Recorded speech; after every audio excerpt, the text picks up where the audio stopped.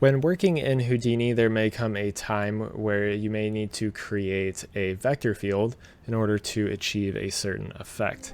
So I figured we'd take a look at how we can create these vector fields as well as easily visualize them in the viewport.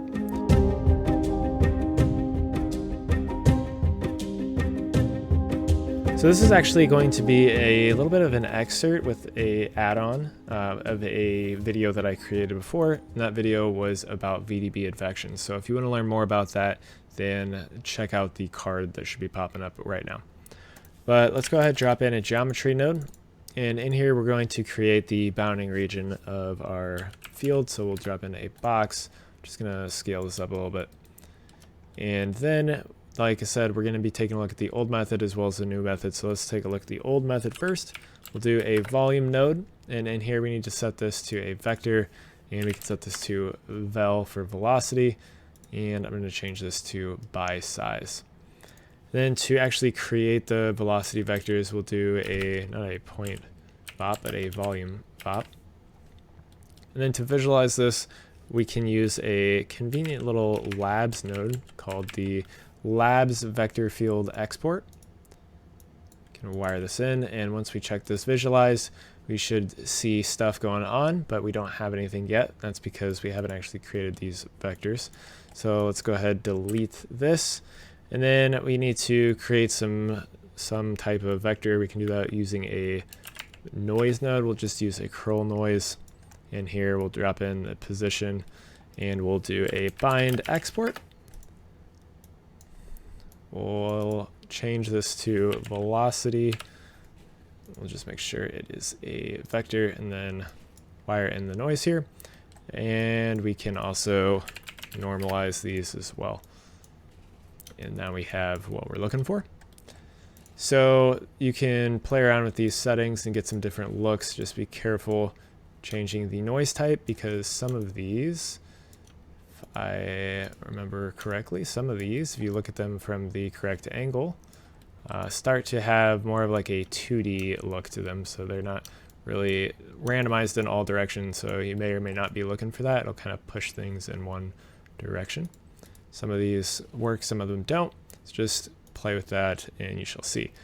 But if we wanted to use this in a VDB advection, you need to do a VDB convert and just change that to a VDB in order for that to work.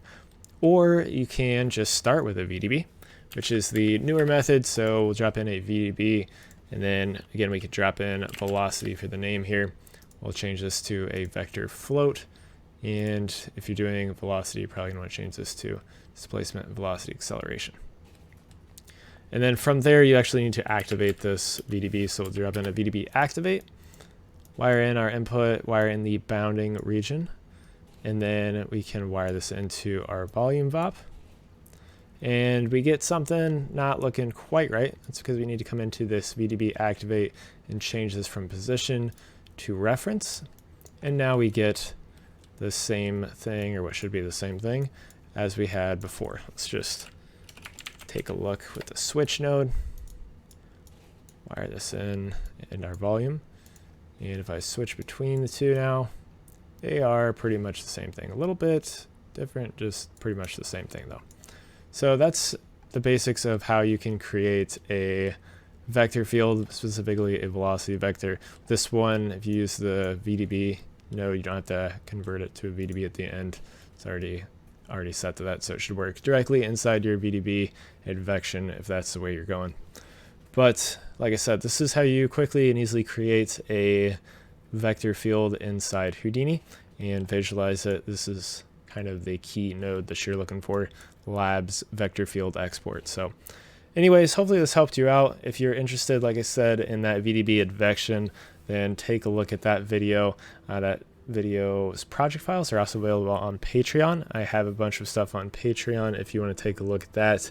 I've covered a lot of stuff on growth simulations recently, so if that interests you, make sure to check that out. But anyways, hopefully this video helped you out. Thank you guys for watching. I have a bunch of other stuff on my channel about Houdini if you want to learn more about Houdini. So check that out if you're interested, but thank you guys for watching and have a good day.